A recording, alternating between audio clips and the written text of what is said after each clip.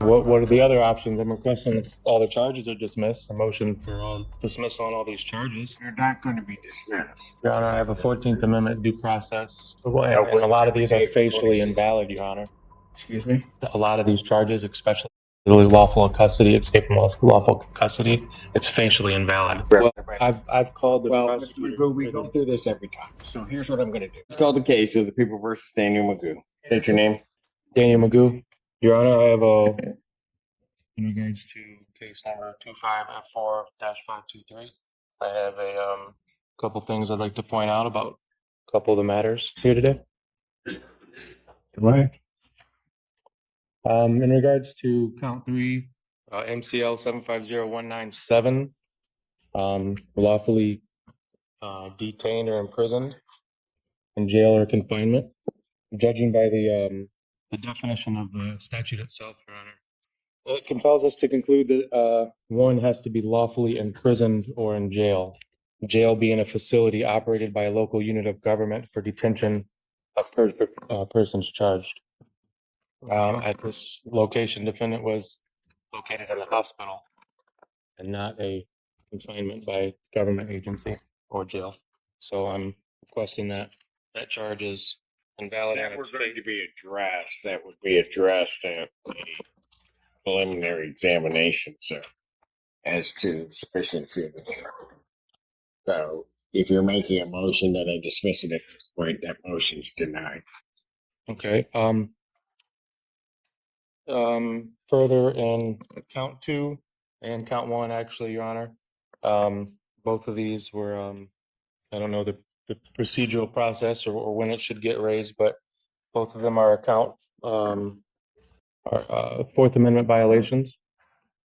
And furthermore, on count 2, MCL 257.904, that the license defendant was revoked or suspended, given the statute as well, Your Honor. That would require the prosecutor to prove that the license was revoked or suspended at the time of the arrest, and that defendant was notified, and that the defendant operated a vehicle on a highway or roadway. I challenged the prosecutor to prove all three. Sir, do you wish to have a preliminary examination in this?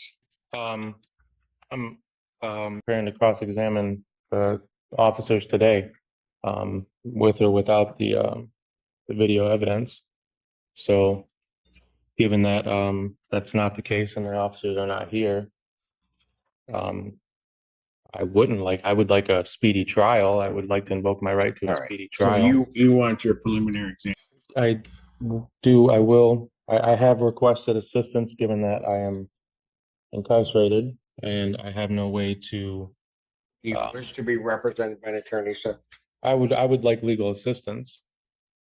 What do you mean by that? Would you like to be represented by? I've called the Mr. prosecutor. Magoo, we go through this every time. So here's what I'm going to do. Daniel Magoo has spent this entire hearing acting like he had a law degree, and then when Judge Simpson finally corners him in on the lawyer question, he folds immediately and says yes. I mean, that's honestly the part that gets me every single time with these sovereign idiots. They come in with motions, case citations, even amendment arguments, and the second Judge Simpson calls their bluff, they quietly ask for a public defender like always. I mean, Judge Simpson literally said we go through this every single time, and that single line tells you more about Daniel Magoo than anything else in this entire hearing. I mean, this guy literally filed a civil lawsuit against the judge who is currently presiding over his case, and it just cracks me up when Judge Simpson called it frivolous to his face and kept going on without missing a beat. And I will have to agree with Judge Simpson. I feel like that move was clearly designed to force a recusal and pretty much just get the whole case thrown out. And obviously Judge Simpson saw right through it in about 10 seconds. So at this point, I just feel like Daniel Magoo isn't fighting the legal system. He's just creating as much paperwork and chaos as possible and hoping something sticks. I'm going to advise you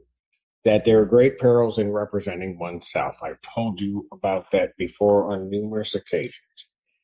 That I would treat you the same as I would treat anybody else. You would have to know the Michigan court rules. You'd have to know courtroom procedure, and that you would be treated the same, not any more favorably, not any worse, as you would go through these proceedings.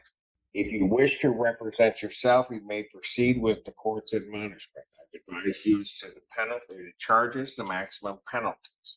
I will now ask you the question, and I'm not going to just keep going around and around in circles when I ask you this question. Do you wish to be represented by counsel? If you wish to be represented by counsel, this court will ensure that counsel is appointed to represent you. If That is a yes or no. I would like legal assistance, yes, Your Honor. I'm going to take that as your request for counsel, is how I'm going to take that. And so these two cases now become public defender. Thank you, Judge. Torture, please, Assistant Public Defender on behalf of the defendant. I believe Your Honor has already agreed to set this for examination. I will set these for preliminary examination. Well, Your Honor, I would ask, given that one of these cases, in regards to the March 27, 2024 case, there is an undue delay. It's been over, I think, 390 some days since the warrant was requested, and this triggers due process violations under U.S. versus Levasco, People versus Bessard, People versus Rosengreen, and procedural unfairness, Sixth Amendment violations, and I do request that the prosecutor provide provide information in regards to the three-pronged test under People versus Hernandez. One of them, first test being the explanation for the undue delay for 390 some days. The second part of that test being to prove that the delay was not deliberate. And then the third part of the delay or the prong test is to make sure that there was no undue burden on or prejudice on the defendant. And in that regards, Your Honor, I also am requesting that I do have due process 14th Amendment rights as well as 8th Amendment rights. And a lot of these are facially invalid. A lot of these charges are facially invalid. I'm just requesting that the court grant a personal reconnaissance on my behalf.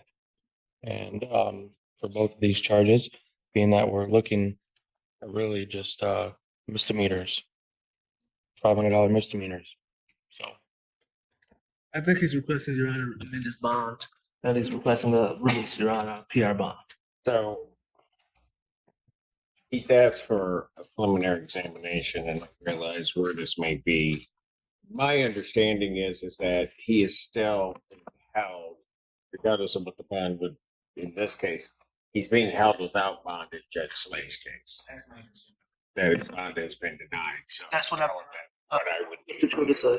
in any event, but also given the fact that one of the charges is the escape from lawful custody, that in and of itself, in this court's mind, makes the defendant a danger or a risk of flight. Also, the nature of the charges, the fleeing and eluding police officers, as well as the operating while intoxicated, now at least alleged his third time around. Also, this court's mind, the defendant, this court would consider a danger to the public. So the extent that he is asking that I modify his bond conditions in his bond in this case, that motion is denied. Bond will continue as it is. Your Honor, I have a 14th Amendment due process to the presumption of innocence. And I understand the presumption of innocence. and a lot of these are facially invalid, Your Honor. Receiving this, two things. I read through the complaint to determine whether or not it would on its face create a conflict with the court. I consider it, quite frankly, to be frivolous. The complaint itself, do not see that as a necessity for me to recuse myself from this gentleman's proceedings, because I think that's precisely what he wants to have happen. It appears, and again, this is all part of his, what I will call shenanigans to shape this. He has filed against people, individuals, without specific reference in the Washtenaw County Prosecutor's Office. Can I speak on that note, Your Honor? I will let you talk, but I'm not going to let you go on in some diatribe. I've got other things to do. I've stood on my rights and I've stood on my beliefs this whole entire time, especially in the previous case, Your Honor. That complaint is well pleaded. It does affect multiple parties of this jurisdiction. Washtenaw County is a named party, and I do believe that my impartiality and bias will be affected here, as it was in the past before this complaint. And I do request a change of venue on that note for both these matters. Wish to raise change of venue, you may file that in writing, but to the extent you have